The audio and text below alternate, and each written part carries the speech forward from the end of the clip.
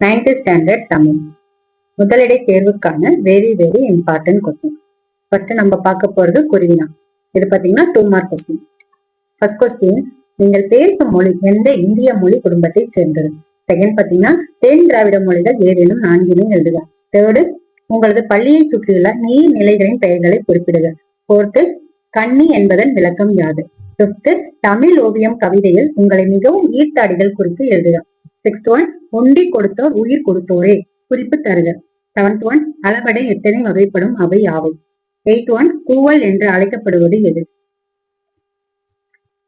9th one, மண்ணீரும் மண்ணும் மலையும் அணி நில காடும் உடையது அரண் இக்குறள் கூறும் நாட்டின் அரண்கள் யாவை? 10th ஒன், நிலையான வானத்தில் தோன்றி மறையும் காட்சிக்கு பெரிய புராணம் எதனை ஒப்பிடுகிறது? 11th ஒன், பதம் எத்தனை வகைப்படும் அவை யாவை? மொத்தம் 11 கொஸ்டின்ஸ் இருக்கு. இதுல வெரி வெரி இம்பார்ட்டன்ட் கொஸ்டின் சொல்றேன், அதை நோட் பண்ணிக்கோங்க. இதுல ஃபர்ஸ்ட் ஒன், அதாவது நீங்கள் பேசும் மொழி எந்த இந்திய மொழி குடும்பத்தை சேர்ந்ததும். செகண்ட் ஒன், தென் திராவிட மொழிகள் ஏதேனும் 4 எழுதுக. 4th ஒன், கன்னி என்பதன் விளக்கம் யாது? அடுத்தது 6th ஒன் பாத்தீங்கன்னா உண்டி கொடுத்தோர் உயிர் கொடுத்தோர். அடுத்தது 7th, அளபடை எத்தனை வகைப்படும்? 8th ஒன், கூவல் என்று அழைக்கப்படுவது எது? 11th ஒன், பதம் எத்தனை வகைப்படும்? இது பாத்தீங்கன்னா மிஸ் பண்ணாம படிச்சுக்கோங்க. இது very very important question. Next பாத்தீங்கன்னா இலக்கண பயிற்சி. ஃபர்ஸ்ட் ஒன் பாத்தீங்கன்னா விடைக்கேற்ற வினா அமைக்கன்னு கேட்பாங்க.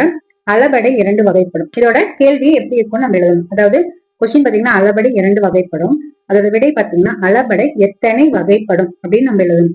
செகண்ட் பாத்தீங்கன்னா நீரின்று அமையாத உலகு என்று கூறியவர் திருவள்ளுவர். தேர்ட் பாத்தீங்கன்னா திராவிட மொழிகளுக்குள் மூத்த மொழியாய் விளங்குவது தமிழ். ஃபோர்த் ஒன் பாத்தீங்கன்னா இந்திய நீர்ப்பாசனத்தின் தந்தை என அறியப்படுவதுன்னு கேட்பாங்க. ஃபிஃப்த் ஒன் பாத்தீங்கன்னா திராவிடம் என்னும் சொல்லை முதலில் குறிப்பிட்டவர் குமரில பட்டர். செகண்ட் ஒன் பாத்தீங்கன்னா அடைப்புகள் உள்ள சொற்களை பொருத்தமான வினைமுற்றாக மாற்றி கோடிட்ட இடங்களை எழுதுக. இதையும் பிராக்டிஸ் பண்ணுங்க. இதெல்லாம் புத்தக பயிற்சி தான், மார்க் பண்ணி பிராக்டிஸ் பண்ணுங்க. தேர்ட் பாத்தீங்கன்னா தொடரை பழமொழியை கொண்டு நிறைவு செய்க. இளமையில் கல்வி டேஸ், கற்றோருக்கு சென்ற இடமெல்லாம் சிறப்பு, சித்திரமும் கைப்பழக்கும் டேஸ் அப்படின்னு கேட்பாங்க. இதுக்கு ஆன்சர் ஃபில் பண்ணுங்க. அடுத்த ஃபோர்த் ஒன், கலை சொற்கள் 2 இயல். ஃபர்ஸ்ட் 2 இயல்ல இருக்கிற புக் பேக்ல இருக்கிற கலை சொற்கள் ஃபுல்லா படிச்சுக்கோங்க. ஃபிஃப்த் ஒன் பாத்தீங்கன்னா பிழையை நீக்கி எழுதுக. 6th பாத்தீங்கன்னா சொல்லுக்குள் சொல் தேடுக. 7th ஒன் பாத்தீங்கன்னா ஒரு தொடரில் இரு வினைகளை அமைத்தெழுதுக. 8th ஒன் பாத்தீங்கன்னா சொற்களை இணைத்து தொடர்களை விரிவுபடுத்துக. 9th பாத்தீங்கன்னா பகுப்பத உறுப்பிலக்கம் 2 இயல்ல இருக்கிற பகுப்பத உறுப்பிலக்கம் படிச்சுக்கோங்க. இதெல்லாமே கண்டிப்பா படிச்சுக்கோங்க. உங்க ஃபர்ஸ்ட் மிட்டம் எக்ஸாம்க்கு எல்லாமே கேட்பாங்க. நெக்ஸ்ட் பாத்தீங்கன்னா திருவினா, அதாவது 3 மார்க் கொஸ்டின். இதோட இம்பார்ட்டன்ட் கொஸ்டின் பார்த்தலாம். ஃபர்ஸ்ட் ஒன் பாத்தீங்கன்னா தமிழ் வீடு தூது உணர்த்தும் தமிழின் சிறப்புகளை எழுதுக. செகண்ட் பாத்தீங்கன்னா 3 என்னும் எண்ண பெயர் பிற திராவிட மொழிகள் எவ்வாறு இடம்பெற்றுள்ளது? தேர்ட் பாத்தீங்கன்னா சோழர் கால குமிழி தோம்பு எதற்காக பயன்படுத்தப்பட்டது? ஃபோர்த் பாத்தீங்கன்னா நிலைத்த புகழை பெறுவதற்கு குடப்புலவினார் கூறும் வழிகள் யாவை? ஃபிஃப்த் ஒன் பாத்தீங்கன்னா புதுக்கோலம் புனைந்து தமிழ் வளர்ப்பாய், இதில் உங்களின் பங்கினை குறிப்பிடுக. 6th பாத்தீங்கன்னா திராவிட மொழிகளின் பிரிவுகள் யாவை? அவற்றுள் உங்களுக்கு தெரிந்த மொழிகளின் சிறப்புகளை விளக்குக. 7th பாத்தீங்கன்னா ஒற்றளப்படை குறித்து குறிப்பு எழுதுக.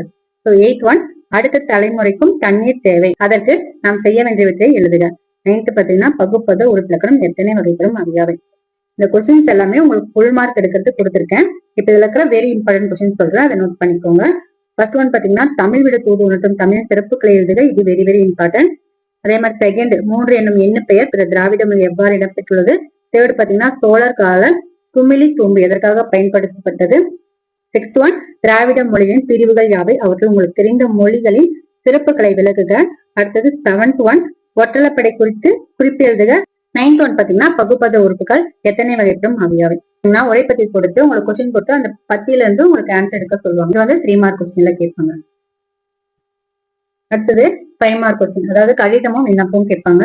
இதுல இம்பார்ட்டன்ட் கொஸ்டின் பாத்தீங்கன்னா கால் முளைத்த கதைகள், அதாவது உங்களின் நண்பர் பிறந்தநாள் பரிசாக அனுப்பிய கால் முளைத்த கதைகள் என்னும் நூல் குறித்து கருத்துக்களை கடிதமாக எழுதுக. இது வந்து வெரி வெரி இம்பார்ட்டன்ட். இது மிஸ் பண்ணாம படிச்சுக்கோங்க.